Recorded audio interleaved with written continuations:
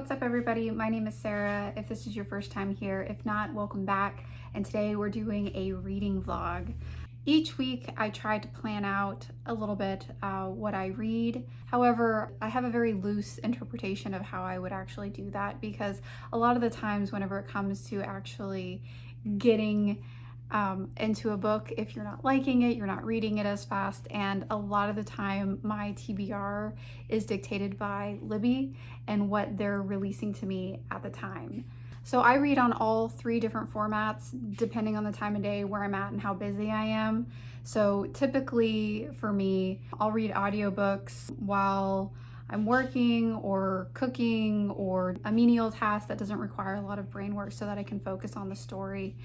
I always read my ebooks at night because I can read them in bed with my e-reader, and has the backlight, so that's the easiest. And then I always read physical books kind of anywhere in between. So it's like, you know, whenever I finish up work for the day, I'll come into my study and I'll read, or like on the weekends, I'll end up reading a lot of my physical books. So my audiobook for the week was Mirrored Heavens by Rebecca Roanhorse, and that is the third book in the Black Sun trilogy. You can see them right here. I absolutely loved Black Sun. As one of my favorite reads. I think in 2021 is whenever I first read it. They came out with Fevered Star, which I didn't like as much, and not that there was anything necessarily wrong with the book, but it definitely had a little bit of like second book syndrome. The purpose of that book was really to like build more stories. You got more character point of views, and there was a lot of like political intrigue. So there's a lot of moving parts, but you know, a lot happened in that book, but like nothing actually happened, if that makes sense. Mirrored Heaven, on the other hand, I really enjoyed that audiobook. It's actually told with like a full cast, so if you're trying to get into a fantasy audiobook and you don't really know where to start, I would suggest like a full cast audiobook for fantasy, because there's so many different characters and like, you know, different magical elements coming into play and different magic systems, and it's a little bit more helpful to have it read by a full cast so that you can kind of keep up with the story a little bit better. So the audiobook for Mirrored Heaven was really good, and the story itself, I gave this 4 out of 5 stars. I really enjoyed it. I think that everything that happened in Fevered Star, all of the open storylines, everything got closed. It was a very satisfying ending, if not bittersweet. If you're a high fantasy girly and you really kind of like those types of stories, I would really suggest this. This is very light on romance though, so I wouldn't qualify this as a romance book at all. There is a love storyline in there, but it isn't the focal point of the book. But Mirrored Heaven was my audiobook for this week, and I really enjoyed it.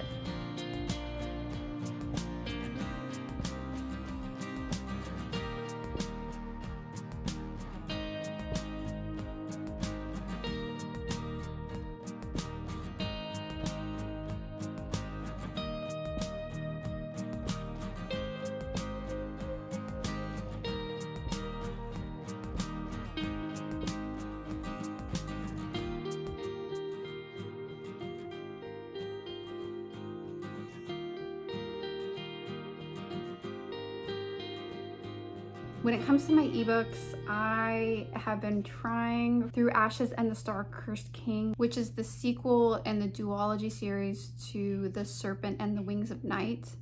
I really liked the first book in this series, but I'm having the hardest time getting into the second book. And I don't know what exactly it is. Like, it has a lot of the same characters. Some really crazy events happened at the end of Serpent and the Wings of Night, which leads into this book. And I thought I would just like pick it up and like plow through it, but like I'm at the point where I'm reading like a chapter a night to hopefully get through it. So it's been a really difficult read for me for some reason. Because of that, when Libby released Leather and Lark, I immediately picked it up and have been reading that instead. So I'm about halfway through 2 ebooks and I haven't finished either of them for the month. Leather and Lark is the sequel to Butcher and Blackbird by Bryony Weaver, and I might be mispronouncing that.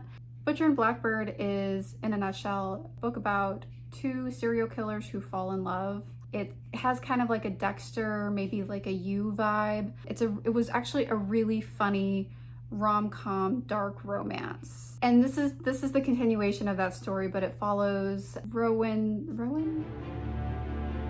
It follows the brother, who is a hired contract killer, and the main character's best friends.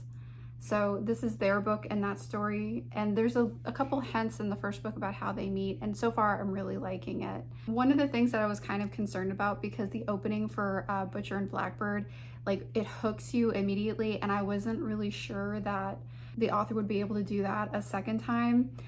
I was wrong, because the hook for Leather and Lark, it just kind of reels you in, and I haven't been able really to put that book down. So like every night I'm picking it up and reading way past my bedtime trying to finish this book. So loving Leather and Lark. I'm hoping to get it finished probably by mid next week, but that's been one of my favorite reads so far of the month. So for my physical books, I finished one and I'm halfway through another. So the one that I finished is actually my Fairy Loot edition of A Feather So Black. A Feather So Black follows the story of Fia, who is a changeling who is switched out for the princess in a world that has lost magic. She goes back with her childhood best friend and semi-ex-boyfriend, little forced proximity for you there, to go and get the princess and return her to the human realm, also while restoring magic to the land. And she's also sent on a secret mission by the queen, who is like her adoptive stepmother, to steal a sword from that realm to help bring the magic back so that they can win a war against the folk. I really enjoyed this book. The thing that I kind of didn't like about it, there's a love triangle in this, which I feel like just went on forever. And then I kept hoping against hope that Fia at some point would understand when people were manipulating her, because it's hinted at so heavily throughout the book. For whatever reason, she keeps giving everybody the benefit of the doubt, even though she keeps reminding herself that she can't trust anybody in the folk realm. But for whatever reason, she keeps like going out on a limb for this chick who is going to betray you. And it's hinted at so heavily, so much, that I was so frustrated that she was sitting there believing everything that this chick said. There's a lot about this book that I did like. Even though there's a love triangle, and I felt like it really did kind of drag on. Like, she was having feelings for her ex-boyfriend, and then there's this like dark knight who's protecting Elia, her changeling sister. One of the things that really annoyed me though is like, she knows that Rogan can't love her the way she is. Her being one of the folk who's been living in the human realm, she's basically been rejected her whole life, and he's probably the first person to show her like any semblance of kindness. So I think she really holds on to that. But even so, he doesn't fully accept her. So anytime she uses her powers, like, he's kind of like, can you not do that? And it's just kind of disappointing, because she knows, and she says throughout the book that like, he's not the one for her, they're not meant for each other, but they can't seem to let go of each other. So in that way, it's like really heartbreaking, and I love like that dynamic, because it's just, it makes you really invested in the characters. But at the same time, I guess it kind of like shows how naive she is, that she's not seeing that for what it truly is, even though she actually mentions it a couple times that he's not the one for her. And he, like, you can't love somebody without loving all of them. I really do recommend this one if you like fae and don't mind a love triangle. Spice level, it's actually pretty low, I would think. Maybe 2 out of 5 on the spice level, but 4 out of 5 overall.